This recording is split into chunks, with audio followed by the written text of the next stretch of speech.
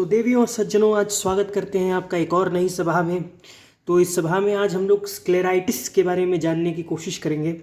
और इतने दिनों बाद मिलने का आपसे सौभाग्य प्राप्त हुआ और आज हम बहुत खुश हैं क्योंकि आज डिप्रेशन का बूस्टर डोज नहीं आया है। तब भी फ़िलहाल कैफिनेटेड होके हम आपके लिए शुरू करते हैं स्क्लेराइटिस। तो सबसे पहली बात, क्या होता है स्क्लेरा? स्क्लेरा ही हमें पहले समझना होगा ना। अगर कोई भी चीज़ का आइटिस मतलब इन्फ्लेमेशन कर रहे हैं तो हमें वो चीज़ के बारे में थोड़ा पता होना चाहिए। तो सबसे पहली बात, जो आई की सबसे पोस्टीरियर में एक लेयर होती है जो रेटिना और कोरॉइड के पीछे होती है। अगर आपने बेसिक एनाटॉमी अगर अपनी पढ़ी होगी, फॉलो की होगी, तो आपको पता हो वहाँ पे एक स्क्लेरा होता है। तो बेसिकली जो ये एक मैं आपको एंटीरियर से एक आई का स्ट्रक्चर बना के दिखा रहा हूँ, ठीक है ना। तो ये लिम्बस हो गया, ये अंदर आप लोग जानते हैं आयरिस है, उसके अंदर प्यूपिल जो ब्लैक एरिया होता है, और जो ये पूरा वाइट एरिया है, ये पूरा वाइट एरिया, ये सारा स्क्लेरा है, ठीक है ना। तो बहुत लोग कंफ्यूज करते हैं कि ये तो कंजक्टाइवा है। कंजक्टाइवा एज इन ट्रांसपेरेंट होता है। स्क्लेरा जो वाइट होता है ना, वो जो वाइट स्ट्रक्चर है वो स्क्लेरा है। तो यही ये कहने की कोशिश कर रहा है इंट्रोडक्शन में कि sclera is a white outer layer of the eye ball, ठीक है ना। ये वाइट आउटर लेयर है। आउटर लेयर कैसे? ये तो आप कह रहे हैं कि ये तो भाई पीछे है, ठीक है ना। पीछे मतलब हमने जो आई का जो स्ट्रक्चर बनाया है, यही तो गलती होती है बच्चों से। ये देखिए, हाँ जी, ये कॉर्निया, ये हो गई स्क्लेरा। ये तो कहेंगे आप पीछे है, नहीं, ये सबसे आउटर लेयर है, ठीक है ना। ये तो आउटर है ना, जैसे बाहर की तरफ से, जैसे आई बॉल के पर्सपेक्टिव से देखें ना तो ये आउटर है। चाहे हम इसको पोस्टीरियर से साइड से अगर आई बॉल से ही देखें तो भी ये आउटर है। और यहाँ से कॉर्निया के बाद कौन सा सबसे आउटर लेयर है? ये स्क्लेरा ही है। तो कॉर्निया के बाद नहीं, मतलब कॉर्निया के साथ एडजेसेंट, क्योंकि ये लिम्बस जो है स्क्लेरोकॉर्नियल जंक्शन है, क्योंकि इसके पीछे तो लेयर नहीं है ना, तो कंटिन्यूएशन में है, ठीक है ना। तो ये स्क्लेरा जो है आउटर मोस्ट लेयर है, ठीक है। Outer layer, white outer layer of the eye ball. तो ये क्या है? ये ओपेक है क्योंकि ये वाइट है, ओपेक है, फाइब्रस है, प्रोटेक्टिव है, outer layer of the eye है, ठीक है ना। क्या क्या है ये? Opaque, fibrous, protective, outer layer of the eye containing collagen और इलास्टिक फाइबर, ठीक है ना। ये किससे किससे बनी है? कोलेजन और इलास्टिक फाइबर। स्क्लेरा बेसिकली किससे बना है? कोलेजन प्लस इलास्टिक फाइबर से, ठीक है ना। ये स्क्लेरा की थोड़ा सा बेसिक के बारे में, कि ओपेक है, फाइब्रस है, और क्या है? प्रोटेक्टिव आउटर लेयर है, ठीक। At the front of the I it is continuous with cornea. यही समझा रहा था मैं। ये कॉर्निया आपका हो गया, ये लिम्बस हो गया, और ये स्क्लेरा हो गया। Scleritis refers to the inflammation of sclera proper. Sclera proper उसकी जो मेम्ब्रेन है, ठीक है। स्क्लेरा में भी कुछ मेम्ब्रेन होगी, जैसे आपने रेटिना में 10 लेयर पढ़ा है, कोरॉइड में कुछ लेयर्स होती हैं, उसी तरीके से कॉर्निया में कुछ लेयर्स होती हैं, उसी तरीके से स्क्लेरा में कुछ लेयर होती है। तो ये जो स्क्लेराइटिस है वो स्क्लेरा प्रॉपर का इन्फ्लेमेशन होता है। एक एपिस्क्लेराइटिस होता है, वो एपिस्क्लेरा का इन्फ्लेमेशन होता था। तो ये स्क्लेराइटिस प्रॉपर का इन्फ्लेमेशन है, इसको इसीलिए इसको स्क्लेराइटिस कहते हैं। तो स्क्लेराइटिस एज एन बहुत जाना माना क्वेश्चन तो नहीं है, लेकिन कहीं ना कहीं ये पहुंच जाता है, इसलिए थोड़ा सा इसको समझने की जरूरत है। तो it is serious inflammation of inflammatory disease that affects sclera, ठीक है ना। तो ये सीरियस इन्फ्लेमेटरी डिजीज है जो इफेक्ट करती है स्क्लेरा को, ठीक है। अब स्क्लेराइटिस वर्सेस एपिस्क्लेराइटिस, ये आपके एग्जाम का सबसे इंपॉर्टेंट सवाल है, ठीक है ना, जो कि मैं पढ़ा चुका हूँ, ठीक है ना। तो ये आप लोग चाहो तो देख सकते हो। तो स्क्लेराइटिस वर्सेस एपिस्क्लेराइटिस, तो पहली बात, स्क्लेराइटिस क्या है? सीरियस डिजीज है, ठीक है ना। इसका इंसिडेंस बहुत कम होता है, ये एल्डरली में होती है। ये थोड़ी सीरियस डिजीज है, ठीक है ना। स्क्लेराइटिस जो है एज इन बहुत ही सीरियस डिजीज है और इसका इंसिडेंस कम होता है। एपिस्क्लेराइटिस उतनी कॉमन है, हल्की फुल्की कॉमन है, ठीक है ना। लेकिन जो आपका ये स्क्लेराइटिस है, ये सीरियस डिजीज है और इसका इंसिडेंस जो है बहुत कम होता है, बहुत कम इंसिडेंस देखा जाता है, और ये एल्डरली में देखी जाएगी, ठीक है। इतनी बात होती है आपकी इसकी स्क्लेरा की, ठीक है ना। इटियोलॉजी की हम लोग बात करें तो सबसे पहले तो ये जो इसकी इटियोलॉजी होती है, ये होता है इडियोपैथिक, ठीक है। मतलब हमें पता ही नहीं, किसी भी चीज़ में अगर मेडिसिन में आपको उल्लू बनाने के लिए कह दिया जाए कि हमें भैया इटियोलॉजी नहीं पता, ठीक है ना, तो हम लोग क्या कहते हैं? इडियोपैथिक, ठीक है ना। अब हमें क्यों जानना जरूरी है स्क्लेराइटिस के बारे में, ठीक है ना। हमें स्क्लेराइटिस और एपिस्क्लेराइटिस के डिफ्रेंशिएट करने की क्यों जरूरत पड़ती है? क्योंकि ज़्यादातर टाइम जो इडियोपैथिक तो होती है स्क्लेराइटिस, लेकिन ये जो है कुछ ये मतलब कि सिस्टमिक डिजीजेस साथ एसोसिएटेड रहती है, ठीक है ना। तो सबसे पहला, अगर आपको जैसे मान लीजिए मैं कहता हूँ, जैसे रूमेटॉइड अर्थराइटिस में अगर आपका जब इनिशियल स्टेजेस होंगे तो सबसे पहला जो साइन आपका होता है ना, कि पेशेंट जो सबसे पहले ऑप्थाल्मोपेडी में आता है, और वो कैसे प्रेजेंट करता है? स्क्लेराइटिस के साथ, ठीक है ना। तो हमें तो उस तरीके से हम लोग सोच सकते हैं कि अगर इसको स्क्लेराइटिस है तो उसको हो सकता है कुछ सिस्टमिक डिजीज हो, तो हम लोग क्या करवाते हैं? उसका एंटीजन टेस्टिंग करवाते हैं, जैसे उसमें HLA, और मोस्ट ऑफ द टाइम वहाँ पे HLA-B27 एंटीजन पॉजिटिव आ जाता है, जो कि एंकाइलोजिंग स्पॉन्डिलाइटिस का मतलब कि इससे एसोसिएटेड हो सकता है, कुछ ऐसी ऑटो इम्यून कंडीशन के साथ ये एसोसिएटेड हो सकता है। लेकिन यहाँ पे जो रोमेटॉइड अर्थराइटिस है, मतलब कि ऑटो इम्यून कोलाजन डिसऑर्डर, यहाँ पे भी इसके साथ एसोसिएटेड हो सकता है, ठीक है ना। तो ये बात रही आपकी स्क्लेराइटिस की। तो associated with auto immune collagen disorders like rheumatoid arthritis, polyarthritis nodosa और एसएलई के साथ ये एसोसिएटेड कर सकता है। मेटाबॉलिक डिजीज, कुछ गाउट या थायरोटॉक्सिकोसिस के साथ भी ये प्रेजेंट कर सकता है। तो बेसिकली इसका इंपॉर्टेंस ये है कि ये सिस्टमिक डिसऑर्डर्स के साथ प्रेजेंट कर सकते हैं, जिसमें से rheumatoid arthritis the most common, ठीक है ना। तो जो मोस्ट कॉमनली ये रोमेटॉइड अर्थराइटिस के साथ प्रेजेंट करता है। एंकलाइजिंग स्पॉन्डिलाइटिस बेसिकली स्क्लेराइटिस के साथ उतना मत नहीं देखने को मिलता, वो थोड़ा सा अलग हो जाएगा, लेकिन एंटीजन उसमें HLA-B27 होता है, ठीक है ना। तो उसको यहाँ पे उसके इसके साथ मत कंफ्यूज करना है, रोमेटॉइड और एंकलाइजिंग स्पॉन्डिलाइटिस के साथ, ठीक है ना। तो इन्फेक्शंस कहाँ कहाँ होते हैं? इन्फेक्शंस लाइक हर्पीज जोस्टर ऑप्थेल्मिकस के साथ भी एसोसिएटेड कर सकता है ये, क्रॉनिक स्टेफाइलोकोकल स्ट्रेप्टोकोकल इन्फेक्शन के साथ। तो ये बहुत सारी डिजीज के साथ ये एसोसिएटेड कर सकता है, ठीक है। Granulomatous disease like TB, syphilis, miscellaneous जैसे इरेडिएशन, केमिकल बर्न्स के साथ भी ये प्रेजेंट कर सकता है। ऑक्यूलर सर्जरीज के साथ, ऑक्यूलर सर्जरी के बाद में ये भी प्रेजेंट कर सकता है, ठीक है ना। तो ये कुछ चीज़ें आपको याद रखनी पड़ेंगी, ठीक है ना। तो हम लोग इसके बात करें pathology, what kind of pathology the scleritis show, ठीक है ना। तो हिस्टोपैथोलॉजिकल चेंजेस में हम देखें, histopathological changes are similar to that of chronic granulomatous disorder, ठीक है ना। तो हिस्टोपैथोलॉजिकल पे क्या देखेंगे? क्रोनिक ग्रैनुलोमेटस डिसऑर्डर के साथ ये रिजेंबल करेगा, ठीक है ना। जो क्रोनिक ग्रैनुलोमेटस डिसऑर्डर, जैसे और भी ग्रैनुलोमेटस डिसऑर्डर जैसे टीबी हो गया, सिफिलिस हो गया, तो उसके साथ ये रिजेंबल करेगा। यहाँ पे क्या दे देखते हैं? फाइब्रिनॉइड नेक्रोसिस। फाइब्रिनॉइड नेक्रोसिस जहाँ आपने सुना होगा, जो कि आपका पॉलीआर्थराइटिस नोडोसा, ठीक है ना, उस तरह से ये वाला जो आपका नेक्रोसिस इस तरह का होता है, जो वेसल वॉल पे होता है। तो फाइब्रिनॉइड नेक्रोसिस याद करो अपना सेकंड ईयर, ठीक है ना। तो फाइब्रिनॉइड नेक्रोसिस के साथ भी ये प्रेजेंट कर सकता है। यहाँ पे क्या होता है? As sclera is formed by collagen and elastic tissue, तो यहाँ पे डिस्ट्रक्शन ऑफ कोलाजन हो सकता है, ठीक है ना। और infiltration of polymorphonuclear cells, lymphocytes, plasma cells and macrophages, यहाँ पे क्या होगा? इन्फिल्ट्रेशन हो सकता है इन किन्हीं सेल्स का, ठीक है ना। और granuloma is surrounded by multinucleated epithelioid giant cell, तो यहाँ पे भी एपिथेलॉइड जॉइंट सेल, इसीलिए मैं कहा कि ग्रैनुलोमेटस जो है, क्रोनिक ग्रैनुलोमेटस डिसऑर्डर के हिस्टोपैथोलॉजिकल फाइंडिंग्स जो है एसोसिएटेड कर सकते हैं, ठीक है ना। और ये multinucleated epithelioid giant cells old and new vessels के साथ ही एसोसिएटेड रहेगा, ठीक है ना। क्लासिफिकेशन क्या क्या करेंगे? क्लासिफिकेशन में आएगा इसका नॉन इन्फेक्शियस स्क्लेराइटिस, ठीक है ना। तो दो तरीके स्क्लेराइटिस होते हैं, एक इन्फेक्शियस, एक नॉन इन्फेक्शियस, ठीक है ना। तो इन्फेक्शियस में नॉन इन्फेक्शियस स्क्लेराइटिस क्या होता है? तो इसमें होता है एक एंटीरियर स्क्लेराइटिस और पोस्टीरियर स्क्लेराइटिस। तो बेसिकली स्क्लेराइटिस को कैसे हमने डिवाइड किया? एक होता है नॉन इन्फेक्शियस, एक होता है इन्फेक्शियस, ठीक है ना। एक होता है नॉन इन्फेक्शियस, एक होता है इन्फेक्शियस। और नॉन इन्फेक्शियस में भी एक एंटीरियर, एक होता है एंटीरियर, एक होता है पोस्टीरियर। अब एंटीरियर में भी दो तरीके के, एक नेक्रोटाइजिंग, अरे बाप रे बाप कितना ज़्यादा लंबा क्लासिफिकेशन। एक नॉन होता है नॉन नेक्रोटाइजिंग। ए यार जबरदस्ती हमसे देखो, कॉमेडी वॉमेडी नहीं होगा, सीधा हम पढ़ाते हैं, ठीक है ना। फालतू का कॉमेडी नहीं करेंगे, सीधा सुनो। नॉन इन्फेक्शियस स्क्लेराइटिस क्या होता है? देखो समझो, ठीक है ना। स्क्लेरा क्या होता है? वाइट लेयर, समझ गए, फाइब्रस ओपेक लेयर, ठीक है। तो एंटीरियर स्क्लेराइटिस में क्या होता है? दो तरीके के स्क्लेराइटिस होंगे, नॉन नेक्रोटाइजिंग और नेक्रोटाइजिंग। नेक्रोटाइजिंग क्या होगा? जिसमें नेक्रोसिस हो, और नॉन नेक्रोटाइजिंग क्या होगा? जिसमें नेक्रोसिस ना हो, ठीक है ना। तो नॉन नेक्रोटाइजिंग क्या होगा? जो जिसमें नेक्रोसिस नहीं होगी, वो डिफ्यूज होगा मोस्टली, ठीक है ना। जो कि नेक्रोटाइजिंग स्क्लेराइटिस होगा, वहाँ नेक्रोसिस होगा, तो नेक्रोसिस के साथ क्या आया? इन्फ्लेमेशन आ सकता है, इन्फ्लेमेशन आ सकता है। और इन्फ्लेमेशन नहीं भी, तो नेक्रोटाइजिंग जो है इसका विथ इन्फ्लेमेशन होगा या विदाउट इन्फ्लेमेशन होगा, ठीक है ना। दोनों हो सकता है, नेक्रोटाइजिंग विथ और विदाउट इन्फ्लेमेशन, ठीक है ना। नॉन नेक्रोटाइजिंग में क्या होगा? अगर नॉन नेक्रोटाइजिंग है, नेक्रोसिस नहीं है, मतलब डिफ्यूज हो सकता है, जो कि मोर कॉमन होता है।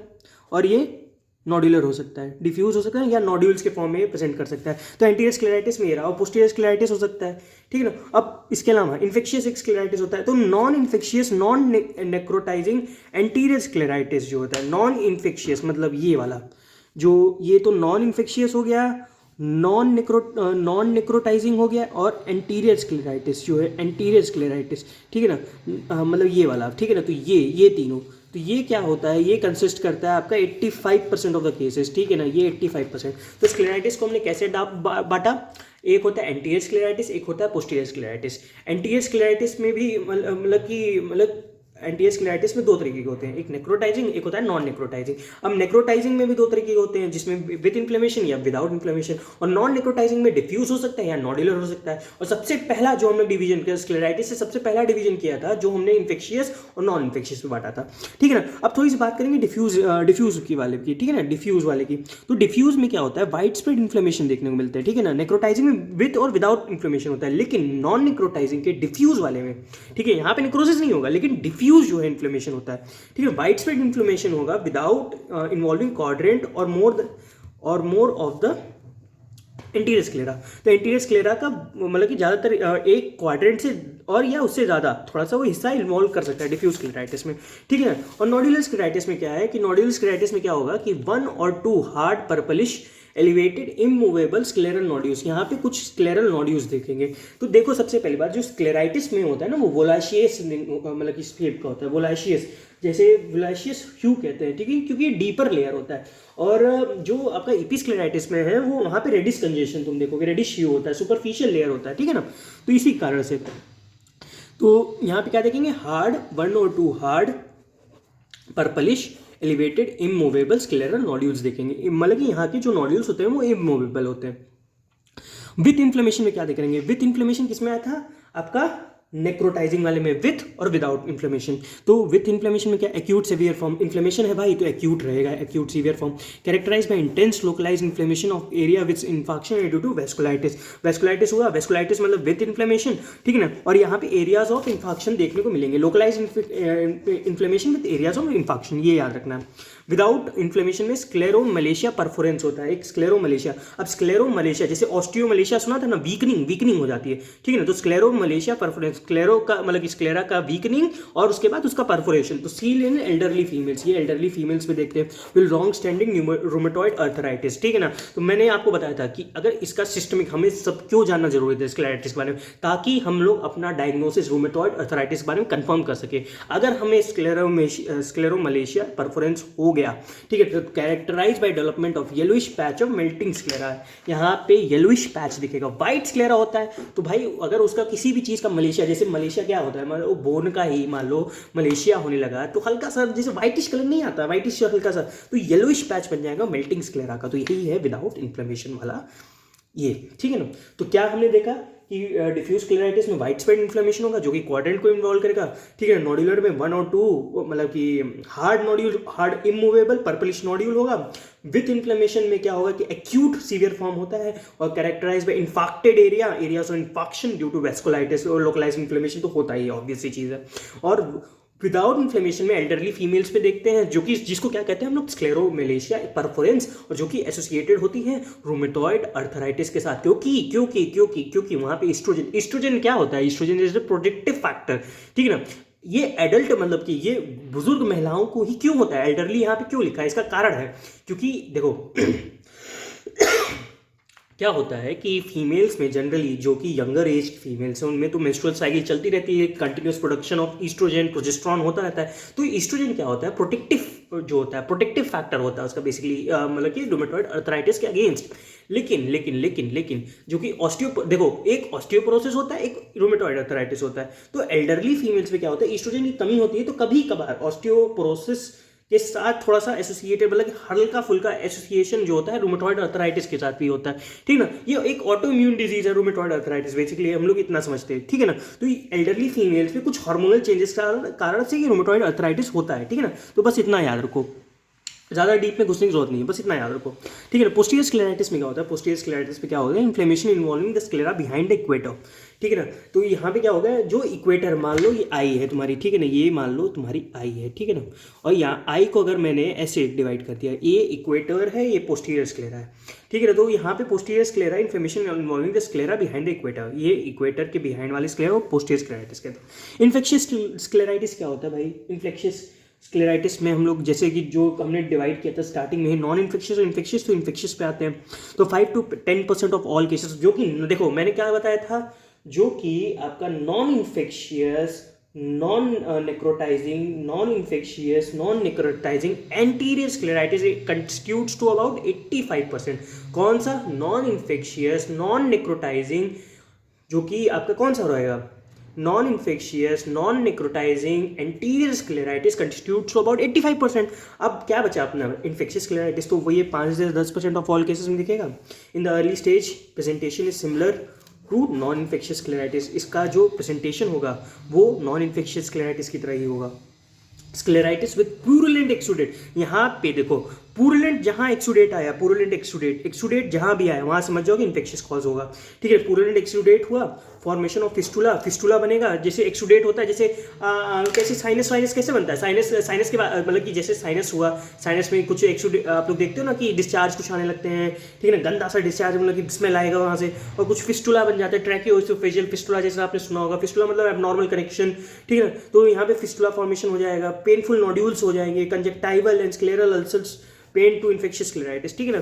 तो एक इसको पॉइंट करेगा कि point to conjunctival scleral ulcer हो गए, मतलब कि मतलब नोड्यूल्स के साथ, तो क्या करेंगे, तो इन्फेक्शियस स्क्लेराइटिस को पॉइंट आउट करेंगे। अब सिम्टम्स क्या होगा, देखो सिम्टम्स बेसिकली क्या होता है ना कि जो आपका ईपी स्क्लेराइटिस है वहाँ पेनलेस होता था, लेकिन यहाँ पे पेन होगा, ठीक है, टेंडरनेस, ठीक है, पेन होगा यहाँ पे, ठीक है ना। तो मॉडरेट टू, ये बहुत ही इंपॉर्टेंट चीज़ बता रहा हूँ कि पेन होगा। अगर आपका स्क्लेरा में अगर आपका दिक्कत है रेडनेस के साथ, ठीक है ना, तो वो तो प्रेजेंटेशन देखो, pain, redness, photophobia, diminution of vision, lacrimation are the usual signs, ठीक है ना, ये यूजुअल साइंस होते हैं, ठीक है ना। किसी भी अगर आप ऑक्यूलर डिजीज के लिए अगर आप पॉइंट आउट करोगे तो ये यूजुअल साइंस है, ठीक है ना। तो यहाँ क्या है कि यहाँ पे टेंडरनेस प्रेजेंट होती है, तो मॉडरेट टू सीवियर पेन होगा। Wakes the patient early in the morning, बहुत ही क्लासिकल हिस्ट्री रहेगी कि डॉक्टर साहब मैं सुबह सुबह उठ जाता हूँ दर्द के कारण, क्यों, मेरे आँख में दर्द हो रहा है। Deep and boring in character, यहाँ पे क्या होता है कि डीप और बोरिंग कैरेक्टर होता है उसका पेन का, मतलब कि खुदने वाला दर्द ना, मतलब खुरदने वाला दर्द होता है, ठीक है ना। जो जैसा आप लोग अपने मतलब जाते हो ना वार्ड्स में, पूछते हो कैसा दर्द होता है आपको, तो कहते हैं खुरदुने वाला दर्द होता है, खुरदुने वाला, ठीक है, तो वो उस तरह का दर्द होगा। Radiates to jaw and temple, ठीक है ना, तो ये जॉ को रेडिएट करेगा, ठीक है। यहाँ पे रेडनेस होगा जो कि कंजेशन के कारण से होता है। वोलाशियस ह्यू वो दिखेगा, लेकिन ठीक है, यहाँ का रेडनेस जो है वोलाशियस वायलेट कलर का हल्का दिखेगा, ठीक है। फोटोफोबिया है, लैक्रामेशन है, ठीक है ना, ये तो नॉर्मल सी चीज़ें हैं कि फोटोफोबिया हो जाएगा, मतलब ठीक है, लाइट से थोड़ा सा मतलब कि वो दिक्कत होने लगेगा उसको, डिमिन्यूशन हो जाएगा विजन का, तो ये सब नॉर्मल सी चीज़ें हैं। कॉम्प्लिकेशंस पे आते हैं, कॉम्प्लिकेशंस क्या होगा कि कॉमन इन नेक्रोटाइजिंग स्क्लेराइटिस। अब एक बात बताओ, ठीक है ना, कौन सा ज़्यादा खतरनाक रहेगा, नेक्रोटाइजिंग या नॉन नेक्रोटाइजिंग?